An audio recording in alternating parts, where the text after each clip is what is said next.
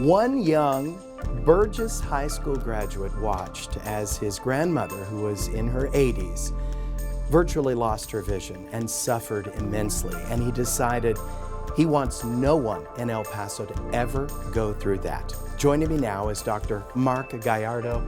It is good to see you, Dr. It's Gallardo. good seeing you. Wow. Okay, so let's talk about your grandmother and the emotion that took you into a medical career. So it was tough. My grandma suffered from glaucoma, and unfortunately in her later stages of life, she suffered severe vision loss from it. And at that time, there wasn't great technology for patients. And so her surgeons felt that it was best to just leave her.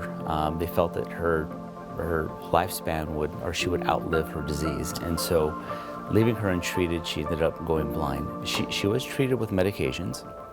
And given that the surgical procedures at that time were fraught with complications, very risky, they didn't want to put her through it. And because glaucoma is such a slow disease process, they assumed that she would just outlive it and be able to see throughout her remaining years of life. But lifespans nowadays go on forever.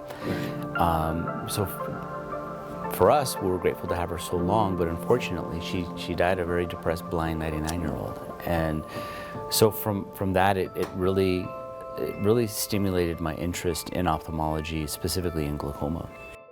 There's a lot of hope now, and of course this amazing surgical center. Talk about that hope, talk about your patients and what you do.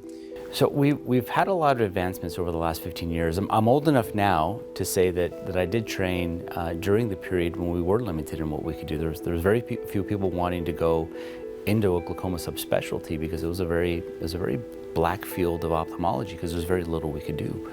All we had were very large procedures that wouldn't make vision any better, but sometimes would make vision worse. But over the last decade, we've had an explosion of technology where we're able to treat the patient's natural drainage system of the eye. And I'm talking about an area that's about the width of 5 human hairs. So it's very, very small, but we're able to manipulate that system to control the pressure in the eye without having to use medications in a majority of patients. And we now couple that with cataract surgery on a routine basis because we figure we're already in the eye. We might as well manage the glaucoma and manage it without the eye drops that caused my grandma so many years of discomfort. Wow. Yeah.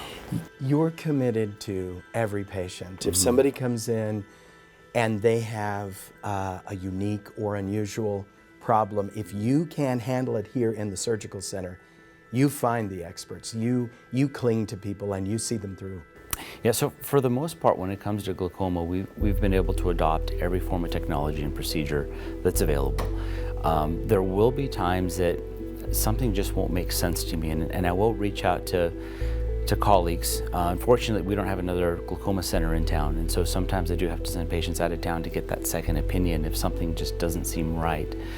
But we're very fortunate. A lot of people think that they have to go out of town to get good care. Our eye care providers in El Paso are amazing, and I'm very comfortable sending my own family members to my colleagues in town because of how good our doctors are here in town. It's wonderful. Yeah.